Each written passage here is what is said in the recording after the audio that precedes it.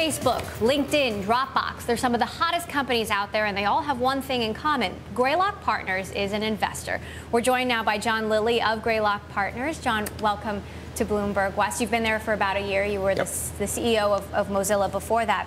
You know, given all of these IPOs happening, Zynga potentially going out at $7 billion, Groupon went out at $17 billion. It's now down to about 12. Facebook potentially going for $100 billion. I mean, there's so much talk out there about whether these valuations are justified. From your perspective, how do you view these numbers? Well, look, I think we don't worry too much about them day to day. I think what we try to do is find great entrepreneurs building great companies into big markets, and then if you build products people love, the rest of it kind of takes care of itself. And Groupon, I think, will grow, and I think they're doing quite well.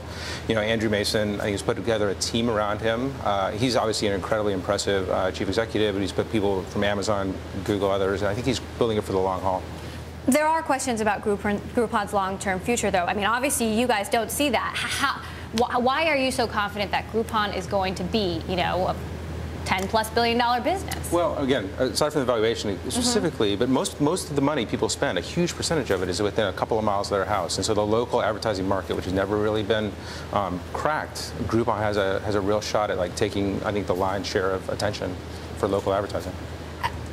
Let's talk about LinkedIn. You guys recently sold a 10% stake there. How do you decide when to make that exit? You know, you guys are looking, you know, you guys are investing in earlier stage companies, but ultimately the exit is when you bring in the winnings, right? How do you decide when to make that decision?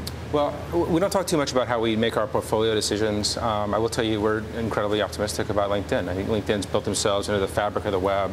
Jeff Weiner has done an amazing job, and Reid Hoffman, part of the founder. Like, he's built something that I think will be very, very durable. So we don't worry about it too much. We don't talk about it too much. About how we make those decisions. So let's talk a bit about Dropbox, which is an investment that you led at also a quite high valuation, $4 billion. You know, I've talked to Reid Hoffman about this as well. You know, you've got this company, Dropbox. A lot of other companies do what Dropbox does, including Apple. What is it about Dropbox that is so attractive?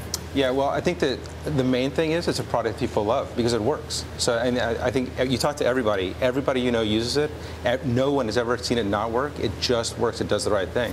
I think that's not true with Apple's offerings. It's not true with Microsoft's offerings. And you know, I spent time with Drew a couple days ago, and he's just so focused. Drew Houston, the CEO. Thank you. Yes. The CEO of Dropbox. He's so focused on making great products that people love, and I think he's just doing an amazing job, and everyone uses it. It's hard to overstate how important it is when it just works. So when you come in at that high of a valuation, later stage, what is the actual role of a VC in that instance? Well, look, I mean, they're obviously doing very, very well. They've built a company very, very well on their own. We just like to come in, try to help them where we can. Obviously, the people at Greylock, the partners, we've all operated, we've all been at companies, we're all product people at heart. And so we think a lot about how you make the best possible product for consumers, and then how do you get as many people as possible to use it. And so because we're operators, we can dig into that stuff, we can help them recruit, help them build a team. And then, you know, we have the sense to let Drew run the company as well as he's been doing it. They've done a very good job of sort of maintaining control of the company, a la Mark Zuckerberg.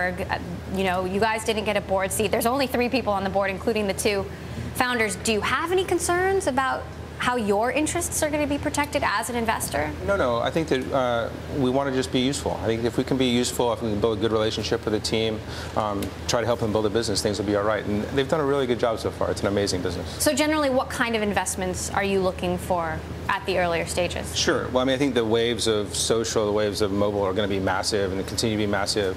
I like things that are kind of combine mobile and data in particular. So, you know, a seed investment I just made is in a thing that helps you understand the health information about what you're doing. A company called 100+. I think that, you know, mobile devices are mediating our whole experience now with each other and with technology and with companies. And so we're looking a lot at mobile. We're looking a lot at how you build more networks beyond just LinkedIn and Facebook as well. I have to ask you about the browser wars, being that you came from Mozilla. Sure. You know, Mozilla versus Chrome versus Internet Explorer. Where do you think this is all going? Who's going to win? Sure. Well, I don't think anybody's going to win. I think mostly users win. So, I was at Mozilla for a number of years, and now I'm on the board. When Mozilla released Firefox, people thought it was impossible. They thought we were sort of like Don Quixote tilting at windmills. It was a 97% market share for Microsoft. But we broke that, and now it's a really diverse, healthy market with Chrome, with Firefox, with IE. And you think that's going to remain, that I think diversity? on the desktop, I think will continue. I think that Google will continue to spend money and grow market share. I think Microsoft will continue to shift their browser with IE8. I think Firefox will hang in there as well because we keep improving the product. I do think that most of the action now is moving to mobile and tablets. I think it's going to be 10, 100 times bigger than we've ever seen. So is one company in particular going to be the best in mobile? Well, I think Apple and Google are both pretty good, and Microsoft's coming, and I think that Firefox and Mozilla will have to prove that we're relevant. People should want to use another browser. Okay, John Lilly, partner at Greylock. Thanks so much for joining us here. Thanks, Emily. On Bloomberg West, we'll keep an eye out for those browser wars.